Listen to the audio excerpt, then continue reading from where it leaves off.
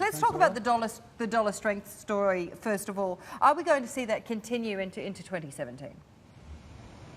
Well, we think so. We also know that most people think the same. So the risk is that it's already become quite a crowded view and a crowded trade. But obviously there's a very compelling argument for dollar strength, particularly based on more divergence in monetary policy globally next year than we've actually had this year. I think the warning signs are that if you think about 2016, the highs for the dollar until just a couple of weeks ago were seen on, I think it was the 15th or the 21st of January. Go back to 2015 and we saw the highs for the year in the first quarter of the year. So the risk is that there's too much anticipation of this dollar strength. At the same time, markets are priced for what, 2 and a bit Fed rate rises next year. The risk clearly is that they're going to have to do more than that if we do start to see Trump's economic policy playing out in anything like the scale that was promised in terms of tax cuts and potentially higher spending numbers, and that is almost certainly going to create inflation pressures during the year that we would expect the Fed to respond to. So that's the argument for dollar strength. It's well rehearsed,